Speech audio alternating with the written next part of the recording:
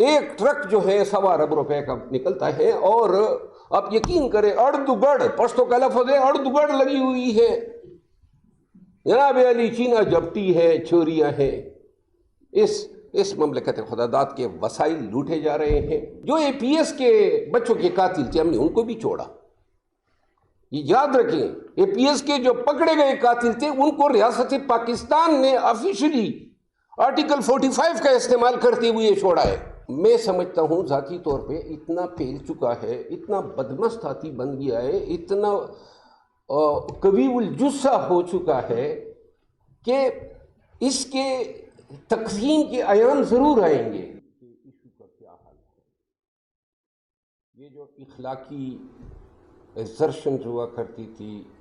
اقوام متحدہ کی قراردادیں اور تاریخی پس منظر، یہ کسی پاری نہ بن چکی ہے۔ معذرت کے ساتھ کسی کو بری لگے، لیکن یہ حقائق ہیں جو ہمیں اون کرنے ہوں گے۔ 2019 میں جب آرٹیکل 370 کے تحت انڈیا نے کشمیر کو اپنا اندرونی مسئلہ بنایا اور ڈیفیکٹو اتھارٹی جو ہے وہ اپنے آئین کے تحت مقبوضہ کشمیر تک ایکسٹینڈ کی، تو آپ کو یاد ہے کسی ملک نے ماں سوائے پاکستان نے کوئی احتجاج کیا ہو؟ کوئی ایک دنیا کا ملک جو ہے اقوام متحدہ کی ان کے قراردادوں کے ساتھ کھڑا ہوا ہو جن کے تحت کشمیر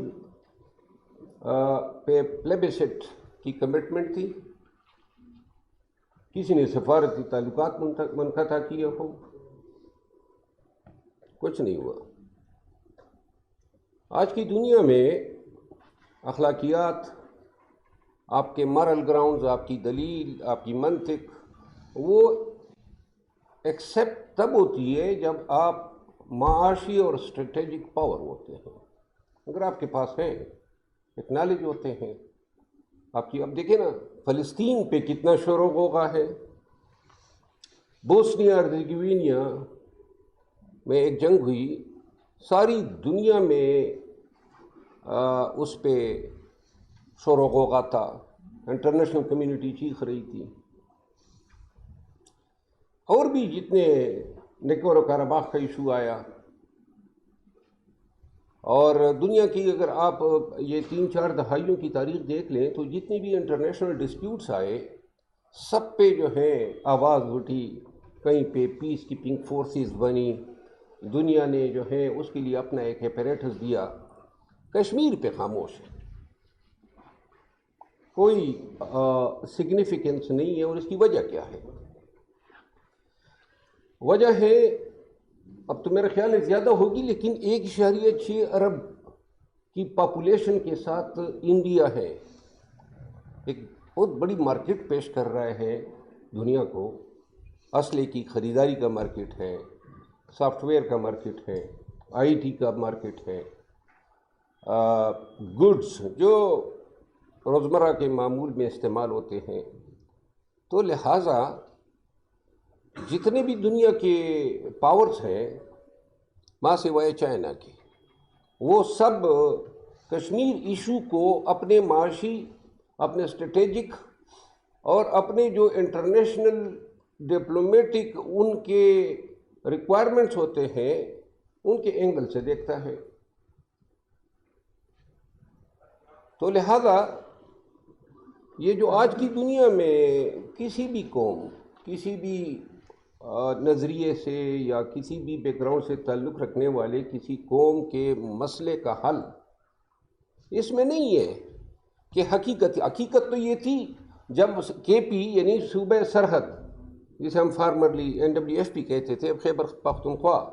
یہ پاکستان کا حصہ بنا، سندھ بنا، بنگال بنا، پنجاب بنا، کیونکہ یہ پرووائڈ کیا گیا کہ جہاں پہ مسلم اکثریتی علاقے ہوں گے وہ پاکستان کا حصہ بنیں گے۔ تو کشمیر کیوں نہیں بن سکا؟ آج بھی مسلم اکثریت ہے۔ اب اس کا حل کیا ہے؟ میرا خیال ہے کہ حل جنگ میں نہیں ہے، حل حریت پسندی کو آپ نے اس طریق کے طور پہ پیش کرنا ہے، یہ ذرا غور سے سنیں کہ ہندوستان یہ ریئلائز کر لے کہ کشمیر کا رکھنا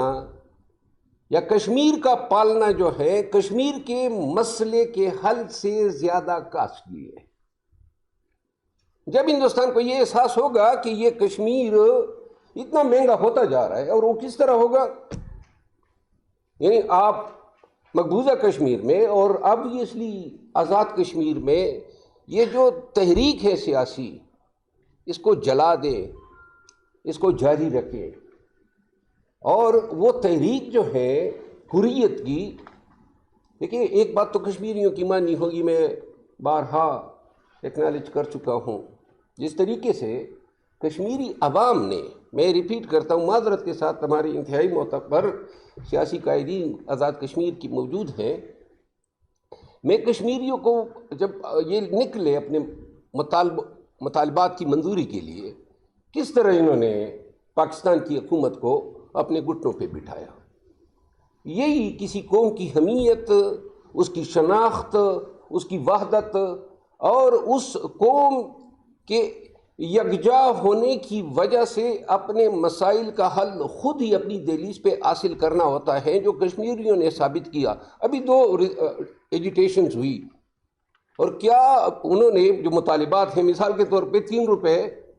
پر وابڈا کا یونٹ لینا پڑتا پاکستان کو، جو ہے کم از کم وہ 36 روپے سے مہنگا پڑتا ہے، اور وہ ان کو 3 روپے پہ مل رہا ہے۔ کیوں مل رہا ہے؟ یکجا ہوئے، ٹھوس اکائی بنے، اور انہوں نے جناب حکومت سے وہ مطالبات بھی منوا لیے جو پاکستانی سوچ بھی نہیں سکتے ہیں۔ تو یہ کریڈٹ کشمیر کے عوام کو جاتا ہے۔ اور ایک چیز وہ یہ ہے، میں کشمیر کئی دفعہ گیا ہوں اور عدالتوں میں پیش ہوا ہوں، ان کے اس وقت کے وزیر اعظم سے اور کچھ لوگوں سے انٹریکشن بھی ہوا۔ کشمیر میں انتہائی ادب و احترام کے ساتھ، جو آزاد کشمیر ہے، کبھی مقبوضہ کشمیر والے آزاد کشمیر آ کے دیکھ لینا تو پھر وہ کہیں کہ جی ہم تو مقبوضہ میں ہی ٹھیک ہیں، نہ آپ کی سڑکیں جو ہیں کوئی ٹھیک ہے، ساری ٹوٹی پھوٹی، پانی آپ کا آ رہا ہے، ڈیمز جو ہیں آپ اپنے وسائل پہ نہیں بنا رہے ہیں، مرکزی لیجسلیچر آپ کا اپنا ہے، پارلیمان ہے، ہائی کورٹ ہے، سپریم کورٹ ہے، فیڈرل شریعت کورٹ ہے، یعنی کہ علیحدہ ایک خود مملکت موجود ہے۔ لیکن کشمیر میں جو ہے نا، اگر قدرت کا حسن نہ ہوتا نا،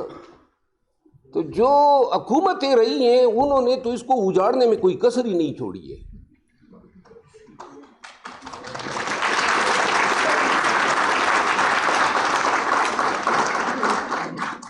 انتہائی معذرت کے ساتھ، یہ جو کرپشن پاکستان میں ہوتی ہے یہ تو عشر عشیر ہے، کرپشن تو کشمیر میں ہوتی ہے، 90% تک ڈکار کے کھا جاتے ہیں، وہ بھی، اور ہر چیز میں برادری، ایک ٹرک جو ہے 1.25 ارب روپے کا نکلتا ہے، اور آپ یقین کریں اڑدگڑ، پشتو کا لفظ ہے، اڑدگڑ لگی ہوئی ہے، جناب علی چینا جپٹی ہے، چوریاں ہیں، اس مملکت خدا داد کے وسائل لوٹے جا رہے ہیں، اور کہنے کو تو بہت کچھ ہے۔ کشمیر کی ایشو پہ آ جاتا ہوں، اور میں نہیں چاہتا ہوں کہ کوئی میری باتوں کو مائنڈ کر لے، صرف آخری 2 گزارشات کرتا ہوں۔ کشمیر کا حل اگر ڈھونڈنا ہے نا، 3 چیزوں میں ہے۔ ہماری اپروچ، آج کی اپروچ ہونی چاہیے، یہ ماضی میں رہ کے یہ جناب 48 میں 48 میں یہ ریزولوشن ہوئی تھی، اور پھر یہ ریزولوشن پہ عمل درآمد کے دور ختم ہو گئے ہیں۔ عمل درآمد ہوتا تو 76-77 سال میں ہو چکا ہوتا۔ اب جو دنیا کا نظام بن گیا ہے اس میں کشمیر کو، مقبوضہ کشمیر کے مسئلے کو اتنا مہنگا بنا دو کہ ہندوستان اس کو پال ہی نہ سکے، اس کو رکھ ہی نہ سکے۔ یہ واحد حل ہے آپ کا، اور یہ کس طرح ممکن ہے؟ دیکھیں سپیک آیا، چائنا، دیکھیں حل تو تبھی ممکن ہے جو آج کل دنیا ہے، امریکہ روس اور چائنا، یہ تینوں کوئی مانے یا نہ مانے یہ دنیا کے حاکم ہیں، اور اتفاق سے چائنا کی جو بارڈر ہسٹری ہندوستان کے ساتھ رہی ہے، اور پھر پتہ نہیں کس طرح ہمارے احمقوں نے چائنا کے ساتھ اتنی طویل دوستی پال لی ہے، ورنہ ہم اتنی طویل دوستیاں پالتے نہیں ہیں، ہم مصلحتوں کی پالیسیاں بناتے ہیں۔ یہ دیکھو نا دہشت گردی پہ اپنی پالیسیاں دیکھو، یہ جو دہشت گردی کی پالیسیاں ہیں، مشرف کا دورہ بھول گئے، 2001 سے شروع ہوئی، 2026 چل رہا ہے، دہشت گردی ہے کہ جناب ہماری جان ہی نہیں چھٹ رہی ہے ان سے۔ کبھی ہم نے ان دہشت گردوں کو کلاپے میں، اگر آپ کو یاد ہو، نور محمد وزیر کو جناب کور کمانڈر نے جا کے کلاپے نہیں، پھر ہم نے ان کے ساتھ کبھی راضی نامے کیے، کبھی ان کو آباد کیا، کبھی ان کو مارا، پھر لایا، پھر جو اے پی ایس کے بچوں کے قاتل تھے ہم نے ان کو بھی چھوڑا۔ یہ یاد رکھیں، اے پی ایس کے جو پکڑے گئے قاتل تھے ان کو ریاست پاکستان نے آفیشلی آرٹیکل 45 کا استعمال کرتے ہوئے چھوڑا ہے، اور آج پھر کہتے ہیں کہ جناب خارجیوں کو جو ہے ہم نے ان کو تدفین کرنی ہے۔ بھائی کون سی پالیسیاں ہیں؟ کس کو کیا گارنٹی ہے کہ 5 مہینے کے بعد آپ کی کوئی اور پالیسی نہیں ہوگی؟ کوئی کم از کم 5 سال 10 سال بنیاد پہ ایک دہشت گردی کی پالیسی بنا دو، تاکہ لوگوں کو یہ یقین ہو کہ ہم نے ایکسٹرمینیشن کرنا ہے اس ٹیررزم کا۔ اب جہاں تک کشمیر پہ 2019 کے بعد پاکستانی حکومت کچھ نہیں کر رہی ہے، لپ سروس ہیں،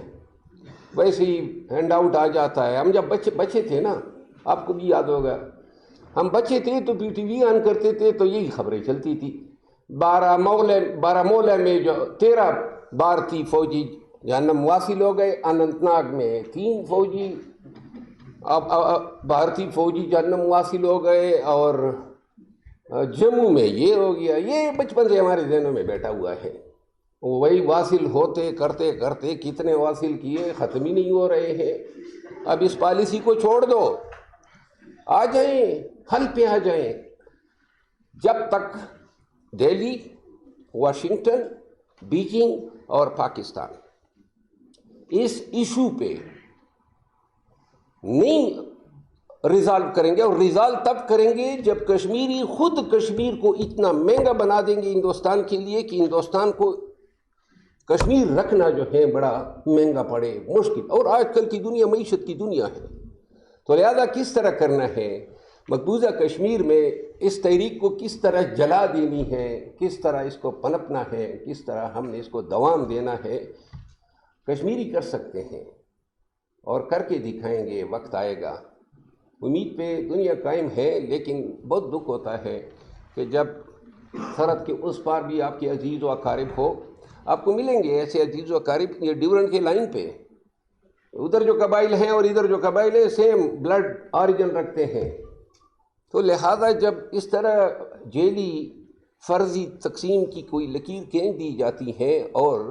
کمیونٹیز ڈیوائیڈ ہو جاتی ہیں، اپنے ہی عزیزوں کے پاس جانا مشکل ہو جاتا ہے، تو پھر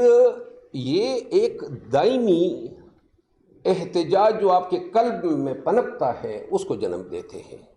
اور یہ جاری رہے گا۔ میں تو یہ سوچتا ہوں کہ ہماری اپروچ وہاں پہ اور یہاں پہ اور کہیں پر بھی اسلحہ اٹھانے کی نہ ہو، اور اگر ہم نے اس حریت کو جاری رکھنا ہے تو ہم نے سمارٹ سوچ کو اپنانا ہوگا کہ ہم مقبوضہ کشمیر میں، اور ہندوستان جو ہے یہ میں سمجھتا ہوں ذاتی طور پہ اتنا پھیل چکا ہے، اتنا بدمستاتی بن گیا ہے، اتنا قوی الجثہ ہو چکا ہے کہ اس کے تقسیم کے ایام ضرور آئیں گے، چاہے کمیونل بنیادوں پہ ہو، چاہے مذہبی بنیادوں پہ ہو، چاہے علاقائی یا اسٹریٹجک بنیادوں پہ ہو۔ اس وقت کا انتظار کرنا چاہیے، اور میرا خیال ہے کہ ایک دن ضرور آئے گا۔ وہ عربی کی ایک کہاوت ہے، الحر حر ومن یسع الدر، انسان جو ہے نا وہ اپنی ماں کے پیٹ سے آزاد پیدا ہوتا ہے، وقت حالات بعض اوقات اس کو قیود میں بند کر دیتے ہیں، لیکن حریت جو ہے وہ ہر انسان کا جو اس روئے زمین پہ آتا ہے اس کا بنیادی فطری حق ہے، کوئی اسے چھین نہیں سکتا ہے۔ وقت بعض اوقات ہتھکڑیاں ڈال دیتا ہے، لیکن جب تک آپ اپنے اس صلاحیت کے بلبوتے پہ اس جنگ کو جاری رکھیں گے، انشاءاللہ ایک دن ضرور آئے گا کہ ہم اپنے پیارے کشمیری بھائیوں کو سرحد کے اس پار یا اس پار اکٹھے یکجا دیکھیں گے، آزاد اور اپنے